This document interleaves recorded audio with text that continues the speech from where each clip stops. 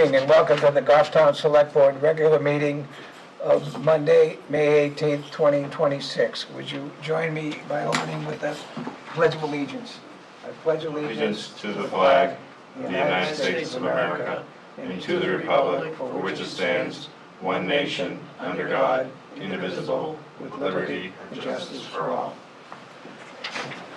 Can we start the meeting with a roll call, please? Mark Lemay. Allison DeCesare. Joshua Douglas. Jim Craig? Richard Manzo. Okay, thank you. Has everyone had it? I also state that I'm not there because I'm out for work today. Okay, so noted. Has everyone had a chance to look at the May 11th, 2026? If so, I'd entertain a motion. I'll make a motion, we accept the 5/11/2026 public and non-public minutes with corrections if need be. Seconded. Okay, motion by Mark, seconded by Richard. All in favor? Aye. We have to roll call. Yes. Yes. Yes. Yes. Yes. Okay, ayes have it. We have one announcement this evening. This is a reminder of office closures in observance of Memorial Day this weekend and next week. The transfer station will be closed on Saturday, May 23rd. Curbside collection will remain on schedule next week. The Goffstown Public Library will be closed on Saturday, May 23rd, and on Monday, May 25th. Goffstown Town Hall, Parks and Rec, and DPW offices will be closed on Monday, May 25th.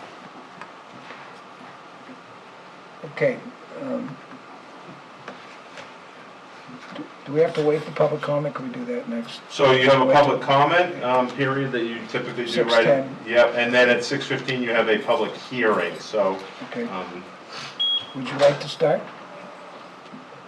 Well, I've got the, I think if you want, we've got the police chief, he's got a draft charter of the ad hoc committee. And depending on where you are with that timing, you might be able to go right into the public hearings after that. We can get a police chief, we can. Hello. Ask and you shall receive. Just one geez. serve. Okay, this is on tab 4. Good evening, everyone. Good evening, Chief. So we're here just to kind of go over, the last couple of meetings ago, we had talked about putting together an ad hoc committee to put together a building committee charter. Kind of looked through a few different ones we've seen throughout the state, kind of put that together. And this is kind of my initial draft to you all of what we are thinking. I used a little bit of some direction in this charter to kind of help guide the committee once we get it started, because we've done a lot of studies already on whether or not the building should be, renovated, rebuilt. But I think the big thing here is using some of that data that we've already established and paid for from impact fees, and really kind of put together this committee and really try to see towards the end of it, the deliverables to this board would be kind of the overall findings of where we should go. And I think, to give you guys some context, I know some of you are aware, but we have looked at different lands. We've looked at whether or not we should be building in the same spot we're at now or adding on.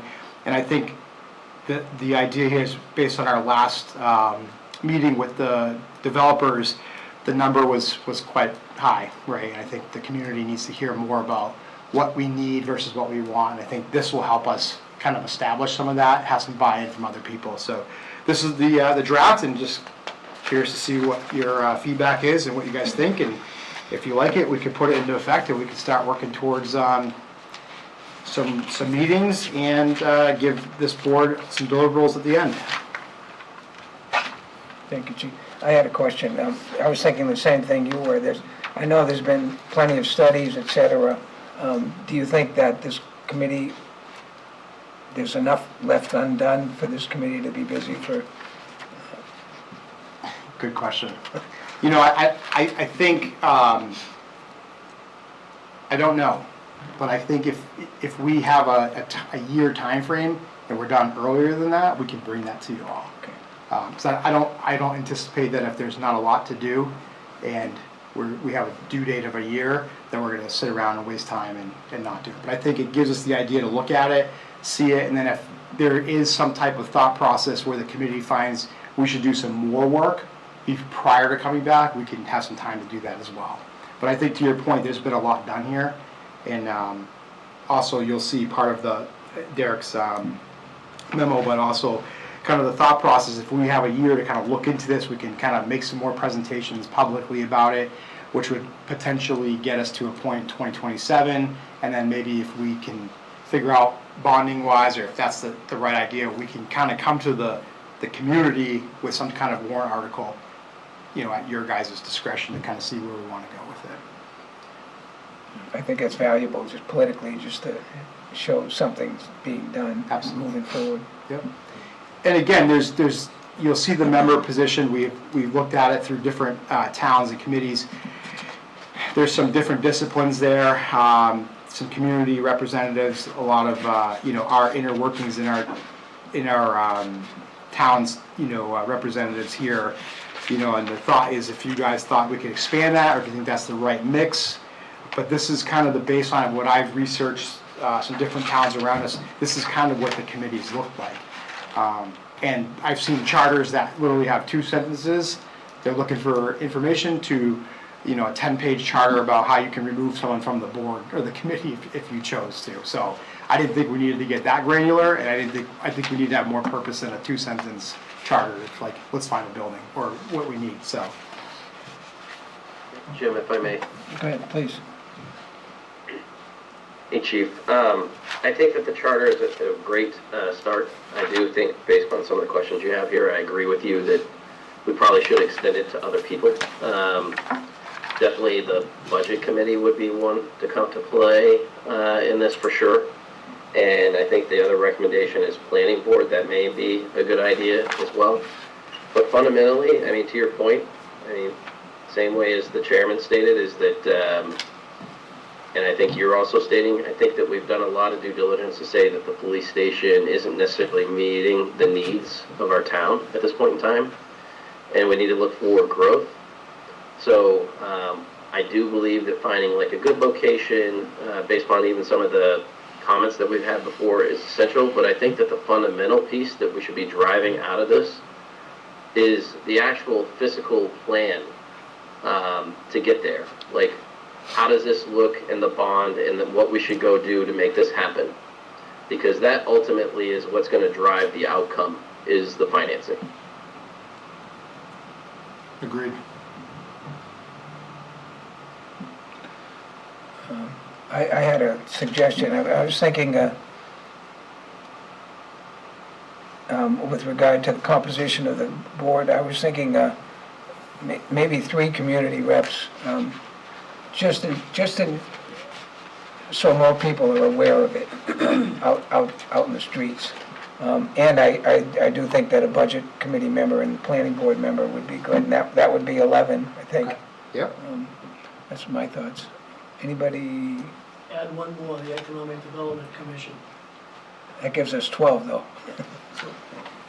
They want to stick with an odd number, right? So that, Well, we could make it 2 committee reps and and one economic development. is that everybody okay with that?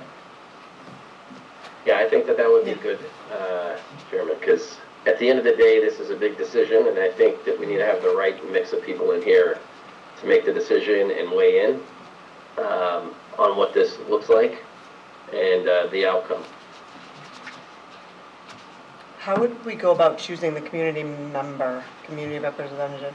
So typically what we do when you have an ad hoc committee is the select board will finalize the committee charter, and then we advertise it for a period of time. We typically do it for about a month.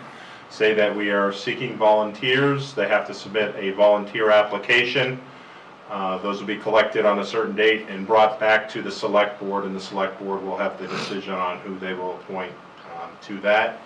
Normally when you have other committees, you are leaving that kind of that ex officio up to that board or committee. So you'd be leaving it up to the planning board or budget committee, in this case, to send a representative. Right, okay. Okay, anybody further comments, questions? So we're not looking for a motion today? So it would be helpful to get this process started. If you're satisfied with the, Timeline. yeah, with the timeline, and so you want to add, just to get this straight, a planning board member, budget committee, two more Two more public. public. One economic development. Is that, should be? No, one more public. Be one Yeah, more one more public. public, right. Right, so there'd be it should two be total. 11. Okay. One planning, one budget. Only to keep it within the odd number of members, 5, Derek. 6, 7, 8. Yeah, you guys, does that come out right? Yeah, budget planning. I think that the number to expand is correct. But I think on the SOW though, Derek, we also need to basically outline the proposed plan for enabling the procurement of the facility. So I can add that to scope of work and deliverables, Josh, if that's what your thoughts are for under 5. We could put that under the cost of it and kind of, because we have a certain part of that, the cost benefit analysis comparing all options, but we can add into that scope of work and the deliverables that would say like, how does the bonding work? What does it look like? How does it play out for the next 30 years or 20 years? And is that something you're interested in seeing? Exactly. I'd like to get to the outcome, Okay. Chief, versus continuing to have committee after committee after committee. Let's just get to what the outcome is, so that Okay. way we can make a decision. Perfect.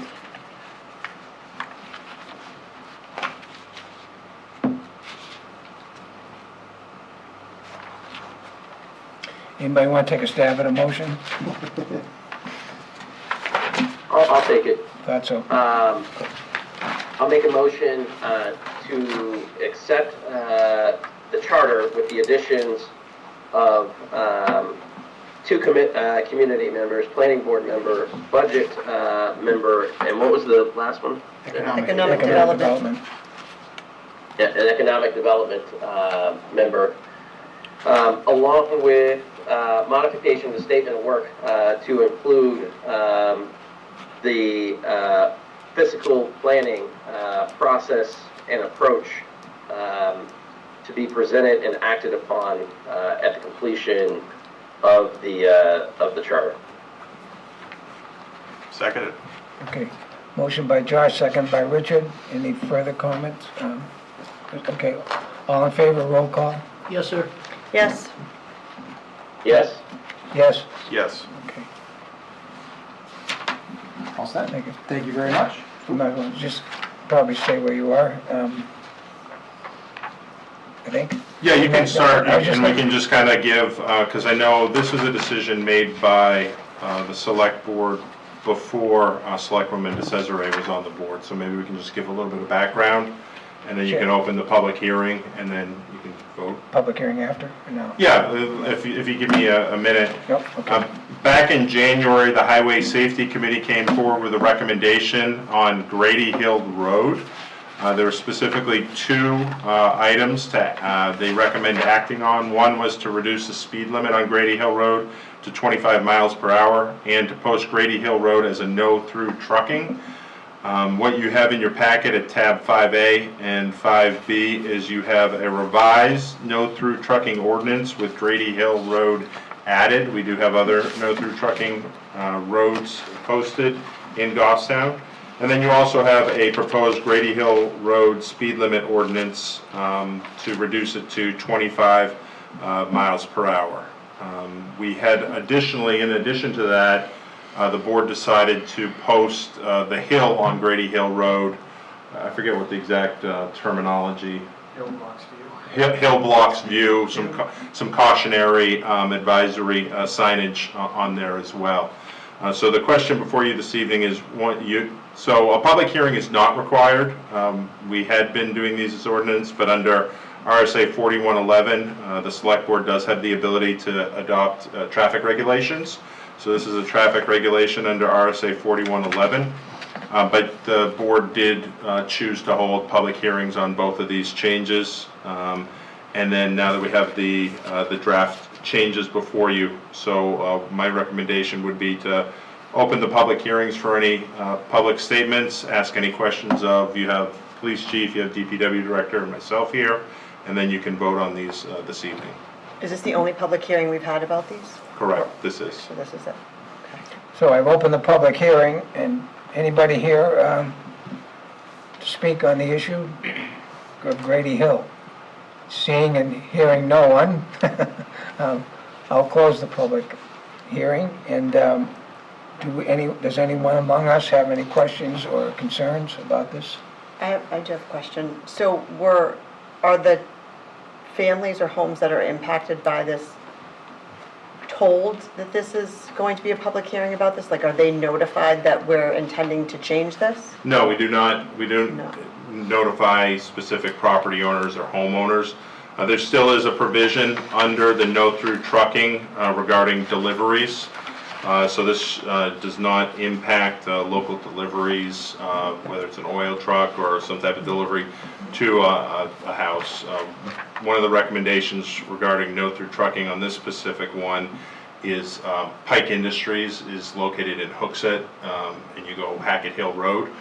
Hackett Hill Road in Hooksett is posted as no-through trucking as well, but they had been trucking through that area as well. So when they come over from kind of the north part, backside of Dunbarton and through here, this road was seeing a lot of larger trucks going through.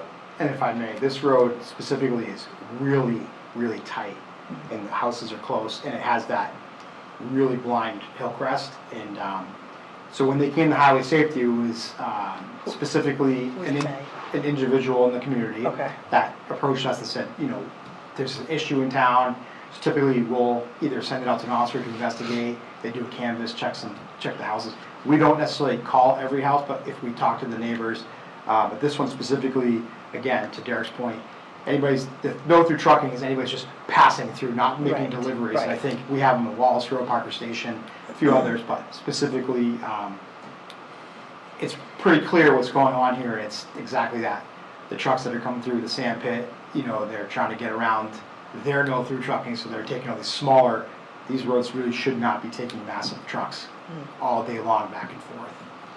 So when that goes up, how do the truckers know it, or do they just So see the sign? They'll post it and they'll see the sign. The problem becomes like we've identified one part of town too. They'll see the sign and they get stuck. That's Because what now they're like, I was how do I wondering. turn around? Right. So typically we'll send it out on our social media, or we advertise it, but yeah, it's just a matter. I mean, this particular one, we could probably send it out to Pike, but it just depends if they tell the drivers or not. Right. I was just, And we- go ahead, Josh. No, sorry. Yeah, go ahead, Allison, No. you finish? You go ahead and finish your... I guess I was just thinking, so you believe that the homeowners, this is not going to bother the homeowners in town, in fact, or in this, that are impacted by this, more likely they'll be thrilled that you did this. I'm just thinking we do a public hearing, but we don't tell them there's a public hearing, and we know that most people probably don't watch the select Yeah. board meetings when they should. So I feel like it's, if we thought it was gonna be bothersome to them, then I would be hesitant to push through something that we didn't inform them, hey, there's gonna be a public hearing because we wanna change the street in front of your house. I can tell you, okay, so to answer your question, I don't know if the 5 houses, I think-ish on Grady Hill would be upset or not. But in my experience, typically, when we interview people for our traffic studies, most people are not upset when the road that they live on goes down to 25 miles an hour and you're getting heavy equipment off of their road, Right. specifically that Yeah, road itself. We've had, in my experience, we've had very little pushback on Highway Safety Committee road issues. The bigger one where we did notify everybody was when we moved Maple Labs traffic off of Elm Street and made that a do not enter during school zones. We went back and told all of Smith Road, Heather Hill, and that whole area of Maple Lab. We had a conversation with them, let them know this, because we knew that traffic would impact that community greatly. Right. Most had no issue at all. Yeah. But yes, Okay. we have not gone to them and asked them. But in my experience, typically people, when they're getting their Right, lowered, it's not a big deal for them. okay, All set? yeah, thank you. Josh? Sorry, I just want to confirm, are we only on the Grady Hill one? Because I do have questions about the second one. So it's two separate ordinances, both related to Grady Hill. We're just on the speed limit one. Then I will hold my comments until the second one for questions. Chief, you said 5-ish houses. Were you serious? That's only about 5? So I'm looking at GIS, there's actually 6 houses. Yeah. One's kind of on the corner of Montalona Yep. and Grady Hill, but there's only 6 houses on there. And Yeah, so you and have one of 2 on them- this side and one's on the right, and then as you get to the crest, there's one on the left and there's one on the other side. So there's, I think there's 5 or 6. And one of them brought this Yeah, forward. because he just moved here, could not believe the amount of traffic that came through there when it came to those heavy, Big trucks. the big trucks, and asked us about it. And then we started doing some research and found out that Hooksett has their side posted. We talked about it at Highway Safety, and that's what the committee came up with. I'm guessing that's probably doing more damage to our road there as well, right? Than it should, Adam? Road damage if a lot of trucks coming out of Grady Hill? So, I can't answer it that. can't help, I would guess. Sorry, it certainly doesn't help. In this case, it's more the size of the vehicle than the weight. Yeah, Grady Hill was not a designed and constructed road. It was a farm road that turned into a paved road, which turned into a public way. So the road base is pretty suspect. It does have pretty poor conditions. So fewer heavy trucks, especially in the spring, are going to be a good thing for it. And to bring some other context, if you were to have to go through all that, it is a cut through, but really you could go east on Barton and connect up through Terrell Hill, which is a bigger road that's made for that kind of thing. So there's an alternative. So if we do this, we're not sending traffic miles and miles away as a detour. Well, I mean, they would detour slightly. I don't know how many miles would, but there are other roads around that can take that amount of traffic, yes. Okay. This road particularly, it is tough. I mean, just fitting 2 cars on that hill crest as you're passing them, it's tight as it is, never mind a dump truck or some kind of wide load. It's not really feasible. Okay. For us, it's a couple mile detour. It's a little shorter when the Montalona Road is open, but with that project coming up here at the end of the summer, when that bridge or that culvert will be closed for the installation, the detour becomes, as Chief mentioned, Black Brook to East Dunbarton. And so it's a couple miles for Montalona and a couple more miles if you have to go to East Dunbarton. Okay. Any other questions? Okay, Josh, you had a question? Yeah, do we need a motion on this one first? Yeah, we can do them separately, I guess. Someone like to make that motion? Motion to adopt Grady Hills. Make a motion. Yep. Go ahead. Motion to adopt Grady Hills Road Speed Limit Ordinance, reducing the speed limit on Grady Hill Road to 25 miles per hour pursuant to the authority granted to the board under NHRSA 4111, and to direct the Department of Public Works to install the necessary signage. Second. A motion by Richard, second by Josh. Second by Josh. All in favor, roll call? Yes, sir. Yes. Yes. Yes, Yes. ayes have it. Okay, we're left with the no-through trucking ordinance. At this time, make a motion to add Grady Hill Road to the town's no-through trucking ordinance pursuant to the authority granted to the board under New Hampshire RSA 41:11, and to direct the Department of Public Works to install the necessary signage. Need a second? I'll second it. Okay, motion by Mark, second by Allison. I have a question. Go ahead. So on this one, it says that the town clerk keeps all of these maps in here. How is that updated and maintained? How is the clerk notified to do that? So we have right now, probably about 10 years ago, maybe 15 years ago, all the traffic ordinances were pulled together. It's a document on our website, and anytime there's a change, we update that and provide a copy to the town clerk's office.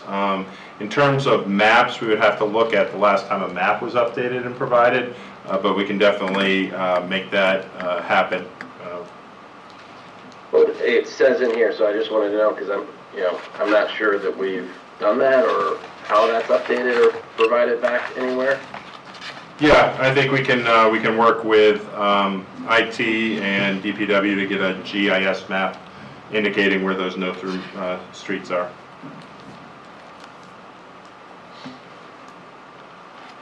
That's all I had, Joe. Anybody else? Okay, all in favor, roll call? Yes, sir. Yes, Yes. Yes. Yes. Okay, Chief, thank you. Thank you very much. I guess we'll get the other chief up next.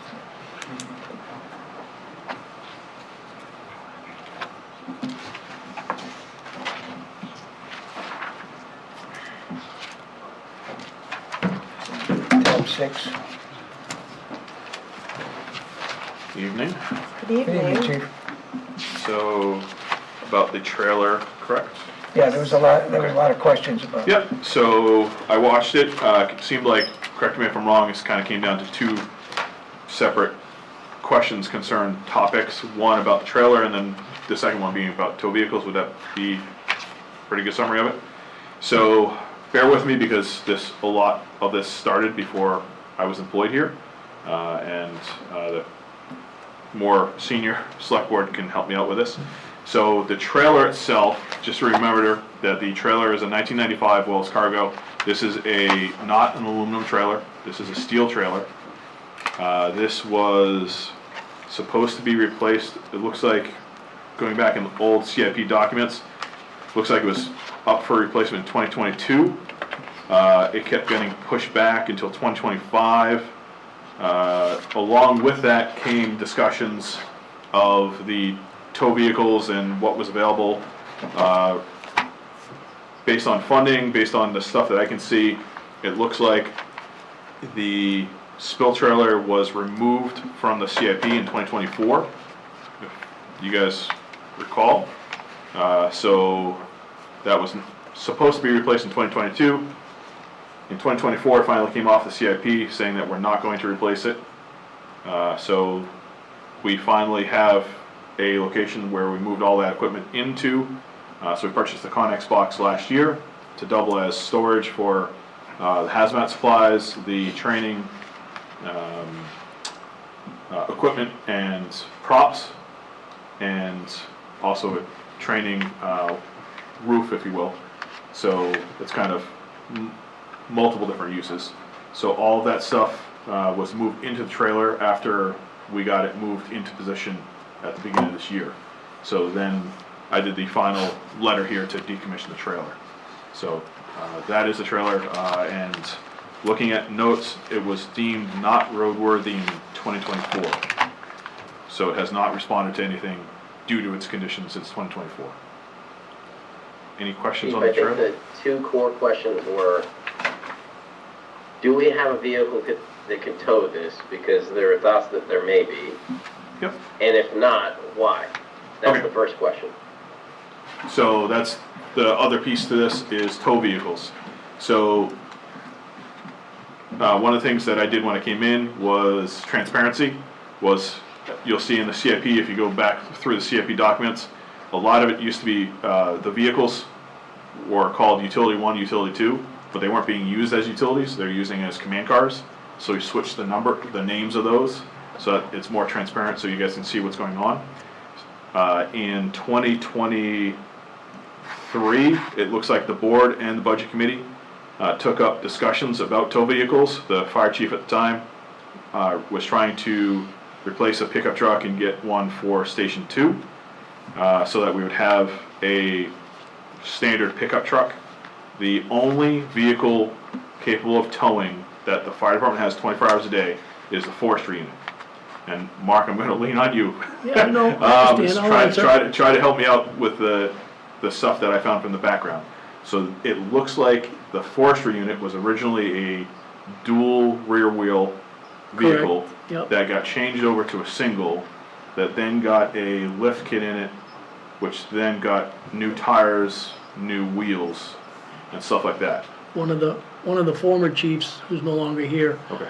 he saw a forestry truck with the big mud tires, and Yeah, people were saying we have better luck taking the dualies off the back, putting singles Yeah. on the back, and it's been that way since Chief O'Brien's been here, Yeah. or was so, here. and it looks like operationally, they tried to do looks like it's kind of, the same vehicle has been used for different operational strategies. Yep, Is when you had per diem firefighter EMTs that weren't qualified to operate a fire engine, yep. They were- that had a small pump on it, would so drive that. they would run that instead of a fire engine. So it was kind of a mini pumper look, and then as we transitioned to the full timers, then it transitioned to more of a forestry specific unit.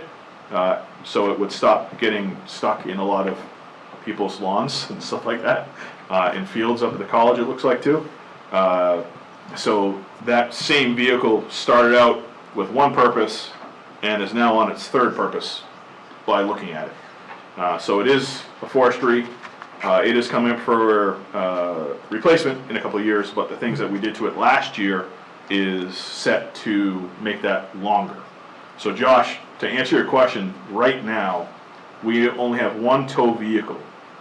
Looking at the information that goes into the gross vehicle weight rating is the kind of the difficulty, is obviously gross vehicle weight rating comes down into the frame, suspension, brakes, wheels, tires, all that type of stuff, which everything except the frame has been altered since it's been here, reducing the GVW on it. Then you also have the tongue weight from a trailer. The trailer that we're talking about loaded down with not so much the absorbent cloth type material, but the absorbent material as far as like the kitty litter, that type of stuff, is extremely heavy. So that vehicle, that would exceed the GVW and significantly exceed the 85% of a GVW that is recommended for an emergency response vehicle. So simplifying that, Chief, you're saying if we fully loaded the trailer and it was in good working condition, Yes, we would not have a vehicle that could tow it at full capacity? that would be accurate, yes sir. So that was the last trailer that we have in our fleet that runs into that. The other trailers that we have are the 2 boat trailers and the ATV or landscape aluminum trailer. Those do not exceed the gross vehicle combined weight rating for those trailers. So that forestry unit, which is at Station 1, can pull both of those, or all those vehicles. That's also why we made the change to bring boat 2 that was in Bernardville down to Station 1, because there's nothing to tow it there. So it's never going to get out, so. And so Chief, the second question, which hopefully will close all this out and we can make a vote on this, was, is there any other use for it? And I think one of the things I heard you say already is it's not roadworthy, and we had talked about this last year as well. So the cost to repair that, is it worth us to repair it and utilize in some other fashion, I guess is the core of the question. Sure. So the current condition of it is the entire bed is rotted and the left rear door has become separated from the hinge. So it's not recommended for replacement, repair, or anything. And I think that's been kind of communicated with the board since it looks like 2021. That it's headed So we've that been way. hanging on to a broken trailer for a while is what you're saying? It has been out of service for 2 years at least. Yeah. It was just So basically it was like cold. storage, though? You were It was using just it for storage. something? Yep, Cold it storage. was just, It's it was full where we were purpose. keeping all the hazmat supplies, yep. Because we can't put them all on the engines. Anybody else? Okay, I'll take a motion if anybody wants to. I'll make a motion this evening to decommission the hazmat fire department's bill trailer, to remove it from service. A second. Okay, motion by Mark, second by Allison. Any further discussion, questions? Okay, roll Do we need call. to amend that to also give approval to put it into the sales process and remove it from the town CIP matrix? I thought it was already off. Is it off already or It's, not? it was scratched out. I haven't included it in my CIP for this year, but the town's one. from the recommended. Yeah, we just put in the recommended because Right. that's Alright. my plan, it's not Right, that's all town's Josh is yet. referencing though. You amended your motion, right, Mark? Yes, I he did. amended it to do exactly what it says. Yep, All right, roll call. yes, sir. Yes, Yes. Yes, Yes. okay, thank you, Thank Chief. you. Okay, Public Works Director, come on up.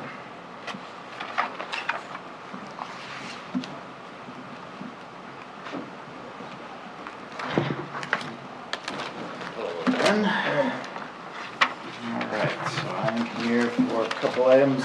First one on the agenda, discussing the pavement markings bid award recommendation from last week's meeting. So I guess there were a couple questions, so fire away. I think the biggest one was You want me to New go ahead, Hampshire Jim? companies, Well- right?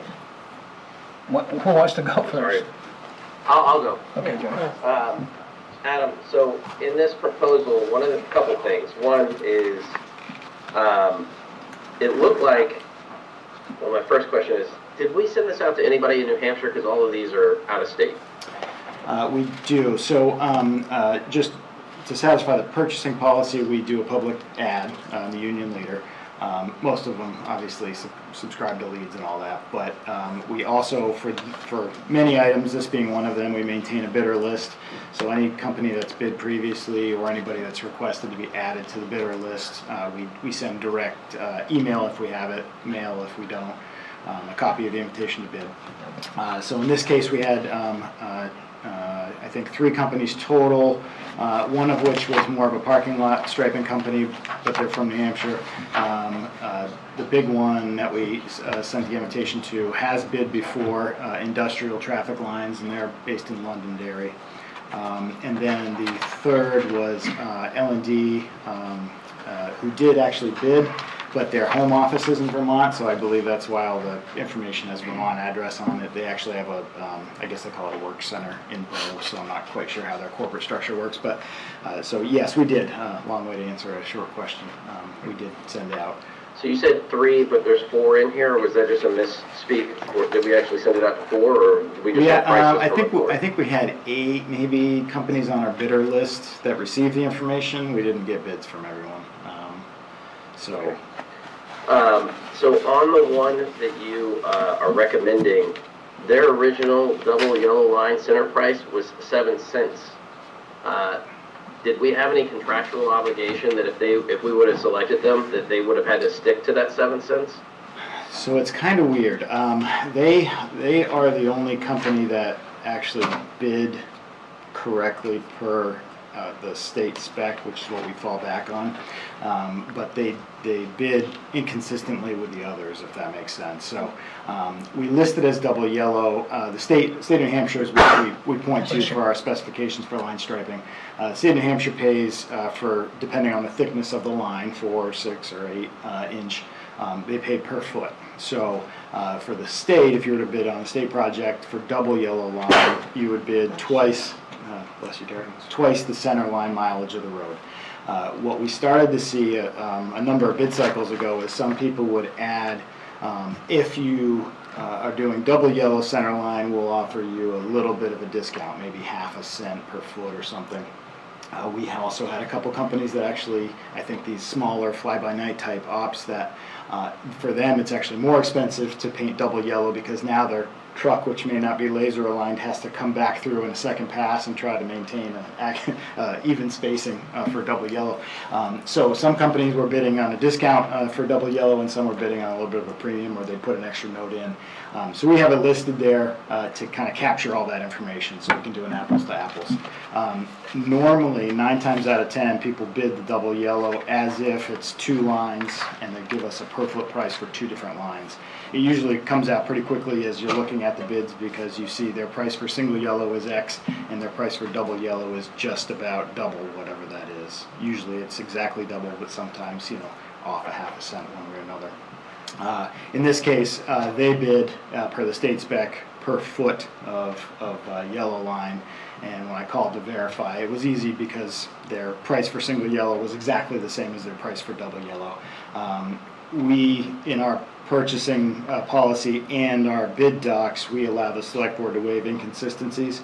So if I reach out to them and they say, oh, that was a mistake, or if it was like, you know, they wrote 7 and gave a number 9 or 17 or, you know, whatever it is, it would be up to the board to decide, okay, is this an inconsistency, and we're going to only award to them if they will honor that price or not.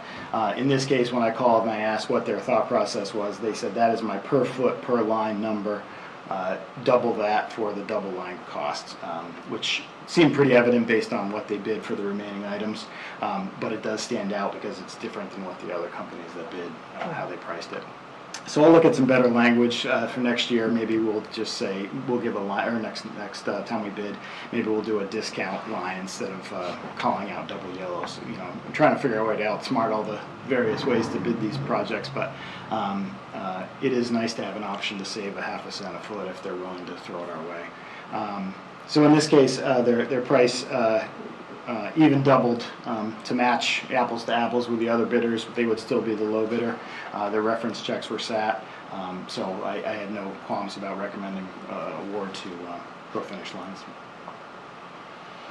Okay, any other questions, Mark? One of the sticking points for me, do they still measure the depth of the paint? The lines started to seem to go away pretty fast. So in particular, we still reserve the right to spot check anywhere we Yep. want. In particular, and probably most important because it's right outside your front door, on Mass Road, if you remember back in the fall, we finished the final top coat layer pretty late in the season. Yep. And we started to get to the point of the year where temps were not conducive to road painting, so I asked for the next available time they could come to paint. And they warned us, this road hasn't set long enough because of the way the asphalt comes out of the binder. He said it'll bleed through pretty quickly, but we needed lines on the road. I didn't want to go all winter and into the spring without any lines at all. But as expected on Mass Road, because of that fresh paving, it did bleed right through. So there's not a great amount of paint left there. Hopefully with the second coat, obviously now being a year later, it'll be fine. Thank you. Okay, anybody else? A couple more things. So, so the correct price, according to what you're saying, Adam, is $78,027.20. Yes, approximate. You know, some of these footages are obviously estimates, but How much do we have for that in the default budget? didn't bring my budget book. I don't remember where I settled. I think it was 85,000. It was more than this number. I don't remember the exact amount that we had adjusted it to. I think when we had the discussion for default, you might remember I said this might be one of those areas where if we're trying to come in under a certain number and we don't know the bids yet at that point, I may have to pull some of maybe our white lines on our lower traveled roads off. In this case, where we're actually, the awarded bid, if you award, is actually lower per foot than last year's. So we're actually in a better place than I anticipated just a couple months ago. So that's good to know, Adam, because in the quarterly review in the last meeting, one of the questions I had is where were you going to pull money from for some of the areas that you're going over? So this is one of the areas you're planning on pulling that out to move to another budget. It could quite be this. Yes, could very well be a source of funds. During the default process discussions, though, I identified just the road plan. So I've held back funds when I gave you the proposed road plan. I held back funds in the reclamation line to cover all of my other lines that I anticipate being either high or over, such as overtime, salt, etc. To Mark's other question, do they guarantee the lines for a certain amount of time or anything else like that after they do it? Like if they have any mess ups or anything like that, do they come back and repair them at their cost? If there is a layout error on our part, obviously we eat that cost, which comes into play more for handwork, stencils, that sort of thing, parking lines. If it's a remark situation and they do something wrong, if they paint either a area that hasn't been previously painted, or if they this has happened before. Sometimes in the middle of the night, they'll keep going and paint into another town. Usually they will get that for free, and the other town will get that marking for free. But for us, if there's, I'm trying to think of a good example, Mass Road, for example, if there's an incorrect layout on new pavement, a correct layout but an incorrect marking on new pavement, you can't just paint over it with black paint or something. They'll have to come in and obliterate markings, but that will be at their cost. There's not really a warranty necessarily. New England, you're really only guaranteed a season anyway, because we turn around and scrape off a good amount of the surface in the winter time. But certainly for any incorrect markings, they would cover that. Oh, the other thing I should mention is the contractor is the one that carries insurance for any and all resident paint overspray type situations or wet paint that hasn't been marked properly by the contractor. So we try to give out some general warnings. Hey, night painting is going to be happening this week. But because of the nature of the work where they're bouncing around all the main roads in town, and there's a lot of driveways on all these main roads, there are times when at 1 a.m. somebody might be pulling into or out of their driveway across a freshly painted line, either with signs or maybe they're in between signs. Some people like to drive around the paint trucks, that sort of thing.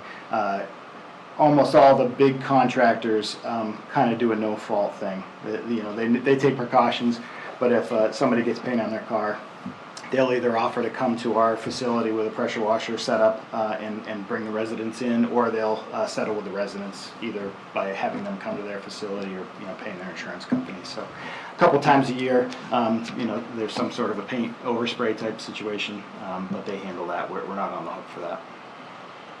Last question, Adam, for me. Which one of these did you say we've used before? A couple. We have the most recent contract was with K5 Corporation. We've had them 2 cycles now. And Markings Incorporated previously had the contract for a number of years. And any issues with either one of them? Nothing out of the ordinary for the type of work. All set, That's all I Josh? had, Jim. Okay, anybody, any other questions, comments?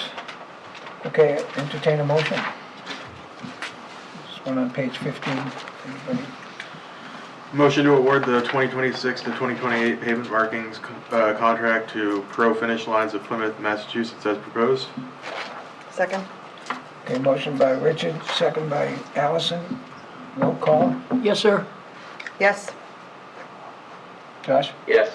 Yes. Yes. Okay. My one comment into this, Adam, is that obviously we're going with a low bidder here.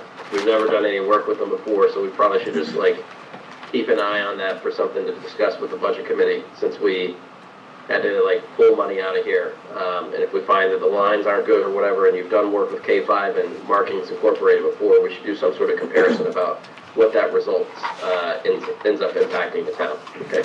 Sounds good. Okay, speaking of impacting the town, Jobsite drinking water. Yes. So I guess the previous meeting and through some emails with the AP purchases, had some questions about our practice of providing drinking water for the crews. I guess I'll turn back to the group if there are questions, and I can kind of field those unless you want me to just ramble on. Do you want to go, Josh, or me? You and I were kind of talking That's about it. okay. I'm on a roll today. Okay, go ahead. You go ahead. You want to go ahead, Allison? Because you No. had a lot as well. Either way, I don't care. All right. Adam, I think the question is, because the response that came back is that we're going through those pallets, 5 or 6 times a year on those. Would it be cheaper to actually come up with some other mechanism to provide water to those that are actually on the cruise? And that was the question, and I thought it was a simple question to actually ask an email, but now it becomes we have to ask the question here. Yes, so it's cheaper, yes. It's also cheaper not to provide water at all, but unfortunately we don't have that option. Federal labor law, we are required to provide sanitary, readily accessible, cooled water for hydration for our employees, whether that's in the field, in the office, etc.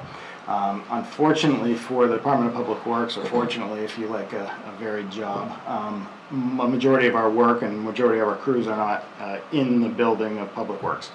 So then the question becomes, how do you ensure that 90% of your crew is hydrated while still providing the safety and sanitation requirements that as an employer we're required to.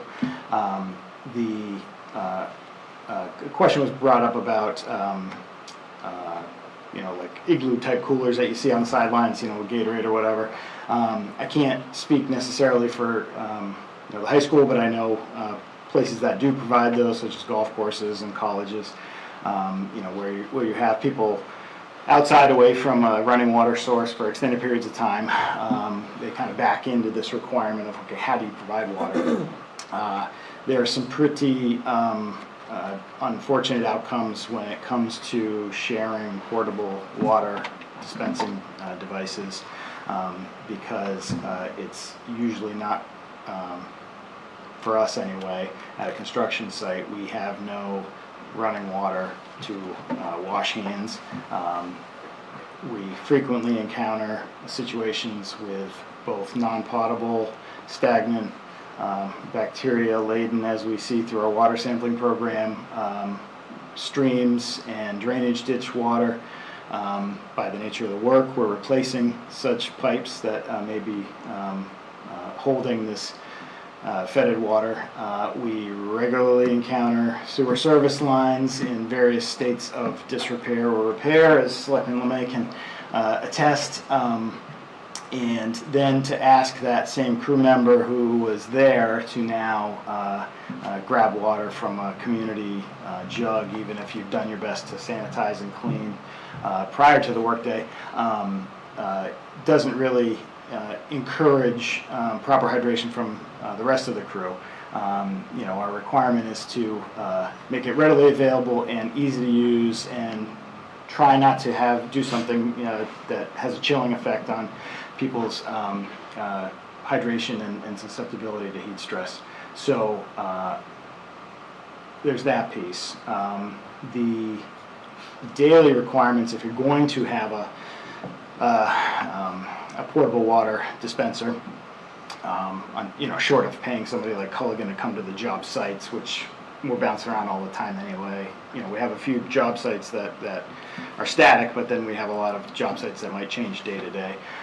So it doesn't really make sense to try to reel somebody into a job site visit, and certainly cost is a concern, so that doesn't, we kind of rule that out anyway.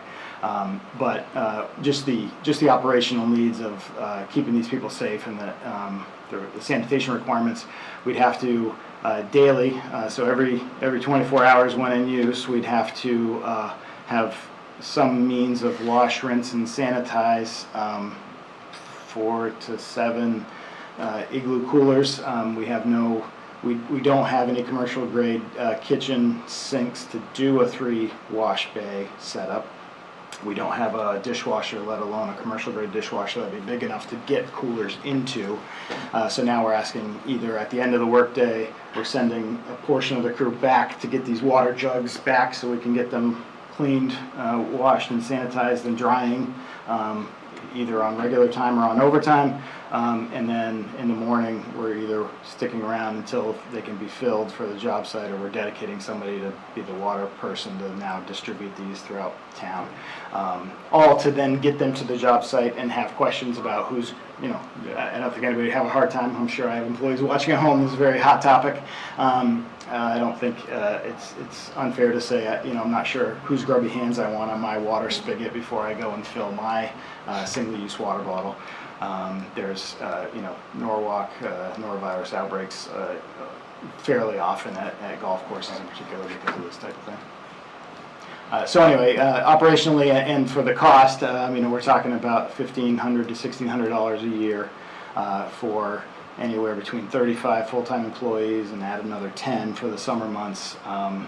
It's about $43 per employee per year for a guaranteed sanitary source of clean drinking water, which we're required to provide anyway, in quantities in excess of what we could reasonably ask anybody to bring to a job site. If you're talking about a high heat stress day, which today actually qualified because it was 80 degrees and 40% relative humidity with no sun, people are supposed to be drinking 8 ounces of water every 15 minutes if they're out on a construction site.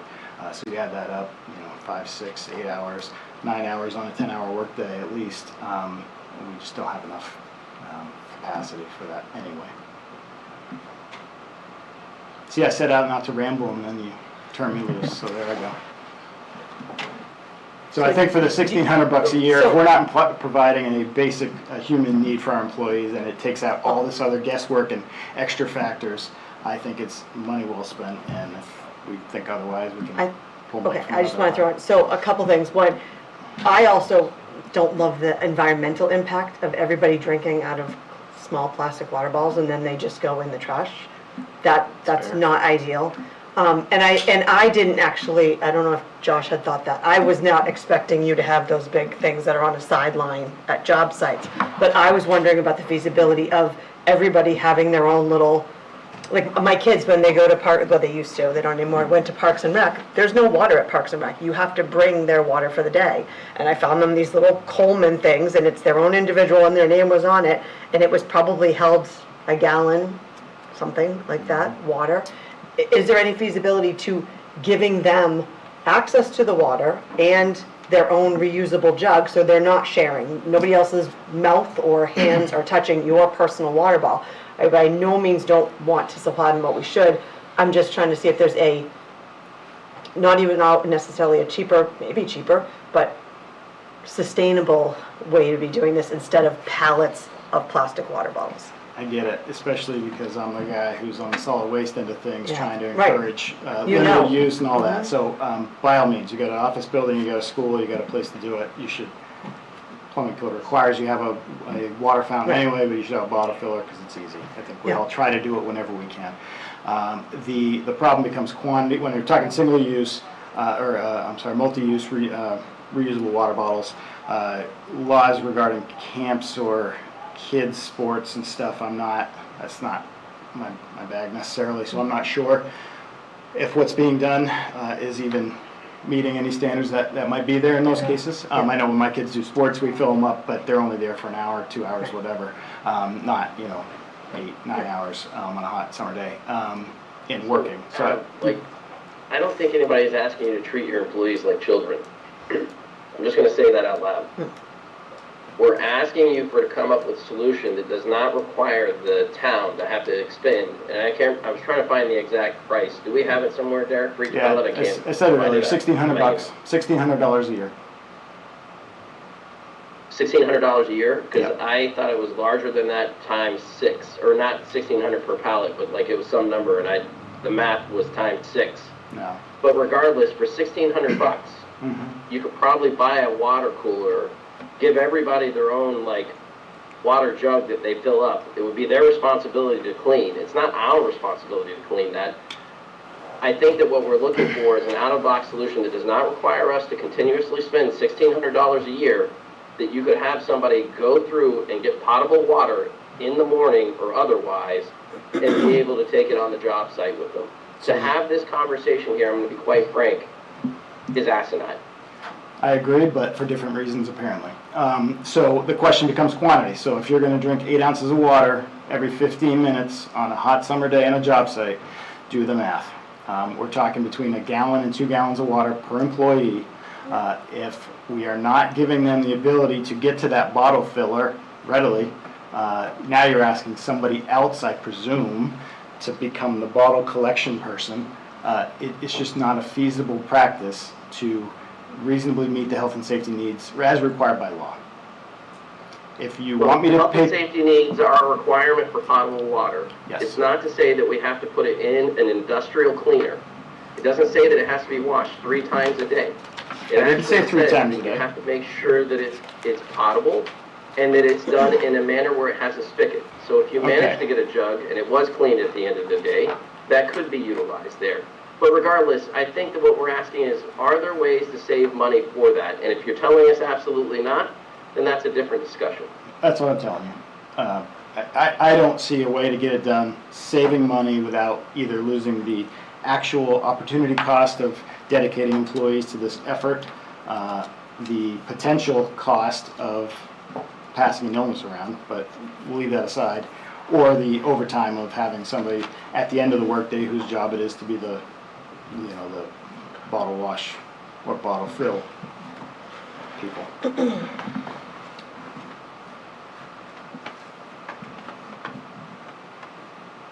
Okay, looks like we're at a standoff here, and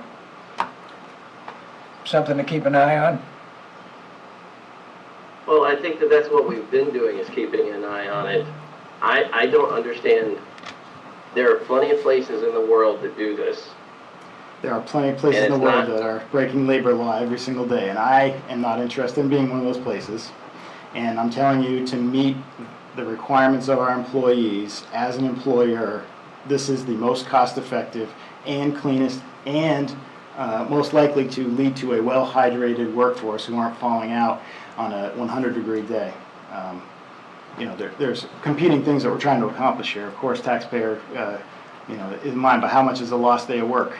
How much is even 15 minutes a day? When are we required to provide the water? Is it every day or on Always. specific heat days? Always. Federal labor law, always. So we're required to provide water every single day Yes. Every, in disposable bottle format, or just water in general? let's see. Portable, let's see.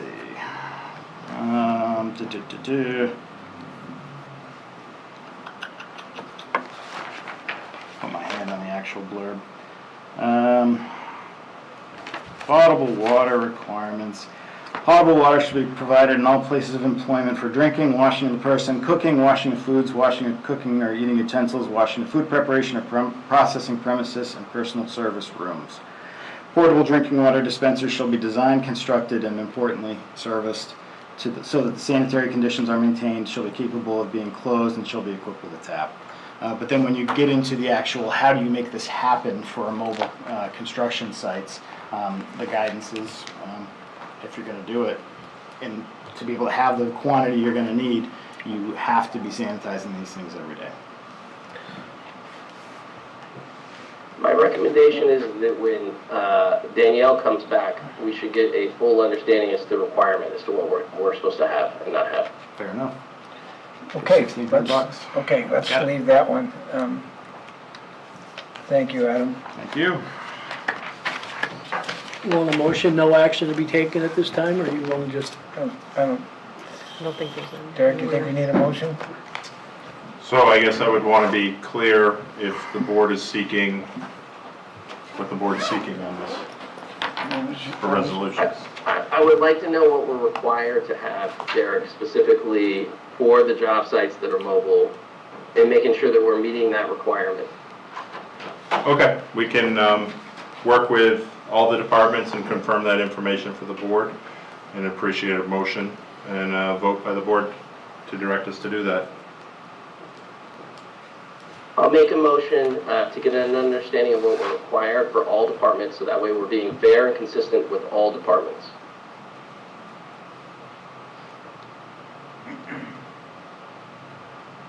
Is that it?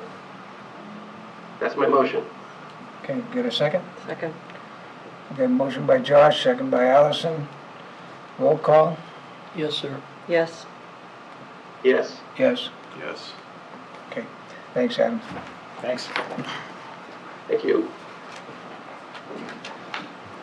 Okay, the town administrators report. Yes, at tab 8A, you have your consent agenda. You have an event permit for the 47th Annual David French Goffstown Gallop on June 27th. You have a proclamation. You have cemetery rights to inter for Shirley Hill Cemetery.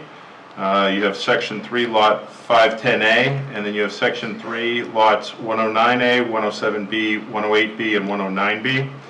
You also have a pawn and second-hand dealer license for Echo ATM located at 722 Mass Road.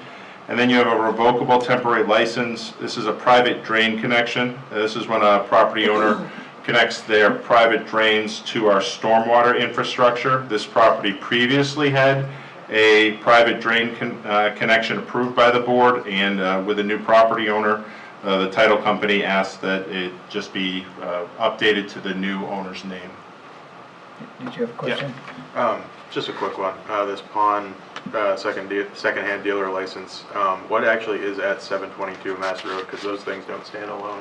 So that is the Cumberland Farms. Oh, okay. All right. Okay, motion? Motion to approve the consent agenda as presented? Yep. Okay, motion by Allison, second by Mark. All in favor?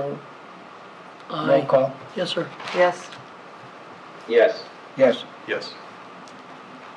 At tab 8B, you have recommendations from the town assessor. You have a 2025 timber cut and a timber tax warrant for map 4, lot 87-6-1.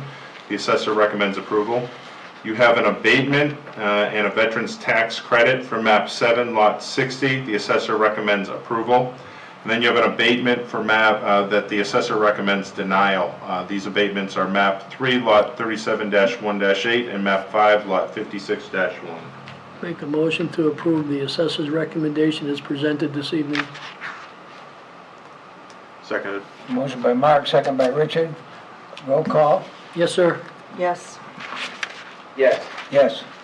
Yes.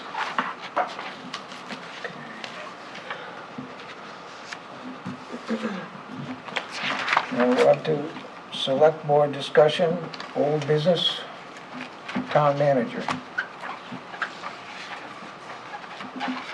Everyone had a chance to look at the materials provided in the agenda? Comments?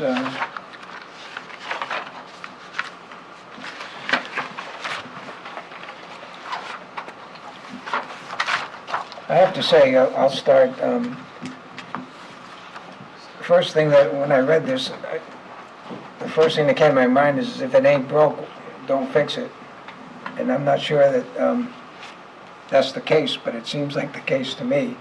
Seems like a lot of work and a lot of adjustment of town government. And I'm not completely clear of what, I understand that a town manager would have more power than a town administrator, but I'm not sure what we actually gain by that. And Yeah, I'm so- unclear whether we should pursue this. Jim, I think that it adds some benefit and consistency for the departments. I mean, as we've seen, sometimes we don't respond always as quickly as maybe the department heads need us to. In certain cases, they have to call back.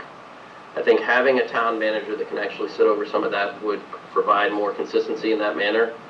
I think it also would provide a little bit more clarity and direction to be driven in a day-to-day fashion, because as the select board, we're obviously, at least, like I know everybody here is doing other things during the day, and their primary focus isn't just this, but a town manager could drive some of that, maybe a little bit more consistency across all the departments.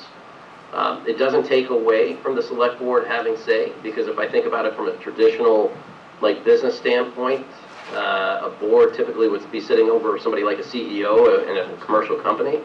So this would be a very similar structure in that fashion as well. Plus, if we put something like this forward to the town, the legislative body would have to vote on it. It's not us that just makes the decision. Like, multiple people would have to weigh in. We've had a couple of town votes on it already. One was very close when it was first driven. And then another one was a petition warrant article, which I'm not really sure why there was such a, difference in the voting style then, but it was also a much lower turnout in voting than what we've seen from a town-to-town vote.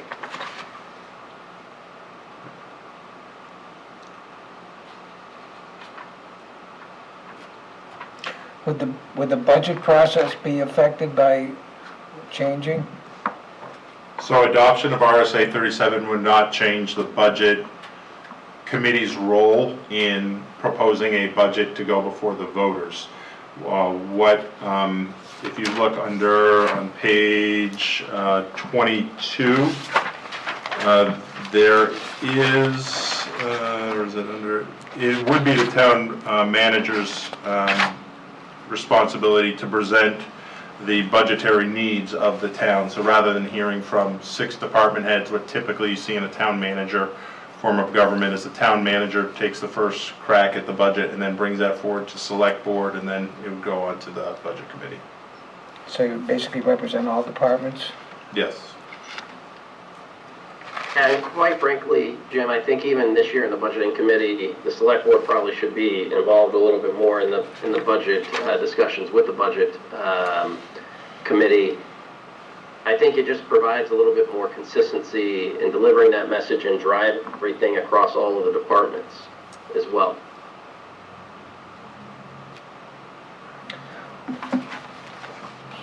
So as I understand it, this would have to be finalized one way or the other at town meeting next year. So yes, this would be a warrant article that would go before the voters. And it can go one of two ways. It can come from us, or it can also come from a petition warrant article. Correct, Eric? Yes. Yeah. Anybody else have any feelings about this whole thing? Yeah, there's one. Me? Oh, if you want to. I don't know how I don't know how I feel. I get the point. It does seem like having one central person responsible for, even as far as, I think they would handle reviews of department heads. I keep thinking how we have to give reviews to department heads, and I have no idea how to know how well the police chief is running the police department. But a town manager would be so much more involved that it seems like that's almost a logical person to have. And again, they're I mean, intrinsically involved in the budget coming from each of the department heads. Select board and all of us sitting here trying to work with 6 different people at 6 different times to come up with a budget doesn't always feel like, and I've never done it before, but I'm just imagining, because I've sat on the other side of the budget committee, and it, I feel like that's a challenge for elected officials who are not doing this all the time for their full-time jobs. I'm not opposed to a challenge, but is it the most efficient way to do it? Yeah. Are we getting too big as a town to not have a town manager?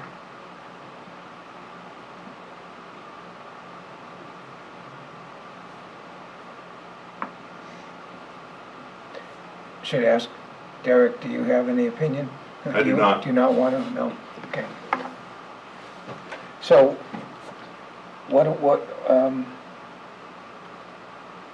I guess, what are we gonna do about this today, if anything? I think this was educational for us to review and look at all the material. There's some historical pieces that Derek pulled together as well that probably everybody should read through. Yep. Ultimately, I'm just going to say it out loud, like, as we get to the warrant articles, I would like to propose this and put it on for this upcoming year for the town to vote on it. I think we're hearing a lot of people in town actually say that they're interested in something like this. Now, I will also play devil's advocate because, again, I don't want just my opinion to sway one thing or another. My understanding is that some places have adopted town managers and the town manager hasn't been great. And it's caused some challenges. But that's where the select board, in my opinion, comes in. Their job is to make sure the town manager is doing their job. And the town manager should be making sure that all the other departments are doing their job. And when that action happens, then there is provision for cause, which I think we need to clearly line out if this does get adopted by the town, that we have good contractual language that underline all the cause items, and we have a good review process in place for making sure that we're understanding how these things are working, which is why we're also putting in a good review process this year with our department heads. that same sort of thing would occur with the town manager as well. Okay, I will say for note that Elizabeth DeBrule, the head of the Budget Committee, chair of the Budget Committee, has publicly stated her interest in a town manager. I'd love to hear her reasoning behind that. I mean, I think she said it most recently at the deliberative session. Yep, She got she up and did. said it. Yep. And she's a valued member of our elected community, has been doing this for a long time, so I'd be interested in hearing her thoughts. I might just reach out to her. So do we need to do it now, or can we start, Just start. we'll say, in November or December? yeah, I think we start thinking about it now, and, Yeah. because I get it in a general sense, but I haven't really thought it through, what, maybe looking at some towns who do have a moderator, that might be, I think we should give everybody some time to review the documents and come up with more thorough questions, yeah. for sure. I don't think waiting until the last moment would be a good idea. I would recommend, since we're here in the end of May, that we probably revisit this again in July at one of the meetings to see if there's any other questions or thoughts or things that we need to follow up on. That is what my recommendation would be. Yeah, that's not a bad idea to keep it fresh, kind of, think about it anyways, Keep it on the front burner. kind of. Well, it's gonna come up, it sounds like it's gonna come up anyways, whether we do something or not, so, the more we know about it, Yeah. better off we are. Okay, Just try to be transparent, Jim, and make sure that everybody else has an opportunity to think about it. I've been thinking about it probably since I started, because it came up in talking with several people before I ran. And it's been in the back of my mind, and as I've sat in this seat for a year, I've seen areas where I think it would be beneficial based upon my own review of how things are run. okay. Anybody else? That's it. Okay, let's move on to, any new business. I would like to talk about the county commissioner and the proposed tax increase that they've set forth, Jim. Yep. Everybody got a copy of the letter? Yeah. Go ahead, Josh. Well, my concern is, well, I guess a couple-fold. One is I think we were directly impacted by conversations of tax increases last year in the default budget. Part of that was the county and the raising, I think, was it 22%? Did I get that number right? Yep. Last year. And, my understanding is that our representatives for Goffstown voted against it, but it still went forward.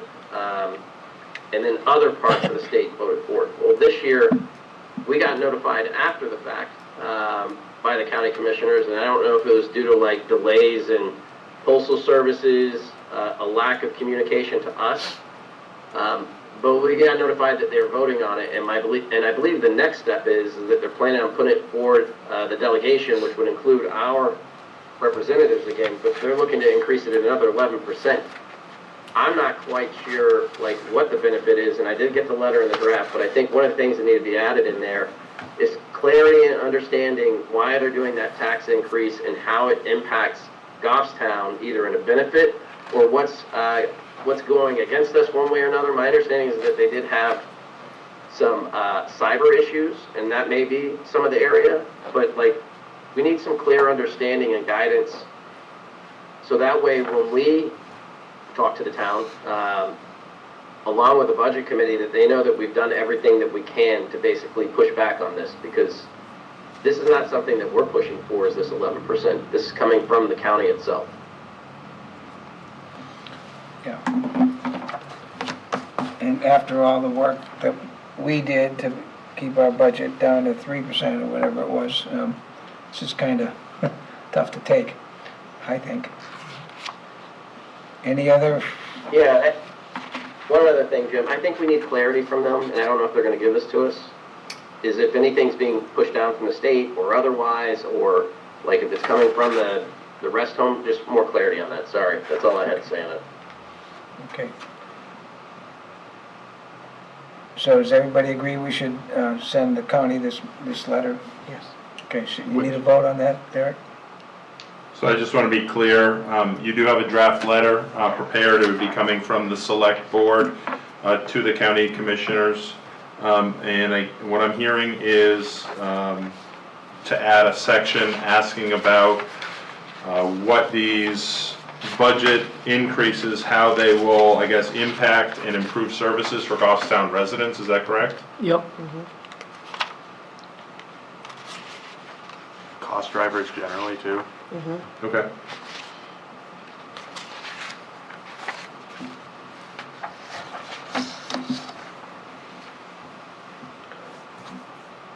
Do you need a motion for that, Derek, or are you all good on it? As it's going to be a letter coming from the board, yes, I would appreciate a letter. I can send out the final copy to you when we send it out this week.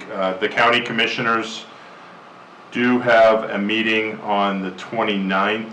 It looks like it's with the executive committee to discuss the budget. So I would like to get this to them so they have that in preparation for that meeting, and then the county delegation will meet in June to approve their FY27 budget, which impacts fall 26 tax rate.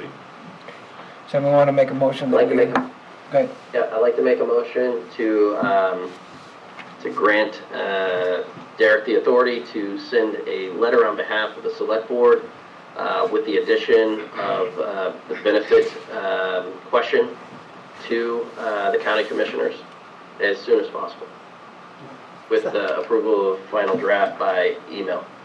Second. Motion by Josh, second by Allison. Any further questions, concerns? Okay, roll call vote. Yes, sir. Yes. Yes. Yes. Yes. Okay. Thank you. Derek, will you also include the Goffstown reps on that email when you send it as well? Yes, when we send that out, a copy will be sent by email to all of the state reps representing Goffstown. Okay, anything new on the action matrix? You have some changes in your, in vehicles, but otherwise, I don't believe there's anything else new in there. Okay, anybody got any questions? Knowing that there's no department heads here? Brian's gonna answer the questions. No Okay, questions. all right, given that, I will open up the floor for public comment, and seeing no one here for public comment, I will close public comment. And do we have non-public session? I don't have any non-public. Okay, then I will entertain a motion, Motion You to guys adjourn. look It's at time me. to shine. because you're the good at it. Motion to quit. To quit. I feel like that's different than adjourn. Do I get a second? Second. Okay, motion by Mark, second by When it Richard. comes out of me, you'll never know what you're gonna get. All in favor, roll call? Yes, sir. Yes. Yes. Yes, Yes. okay. Fantastic. Thank you, everyone.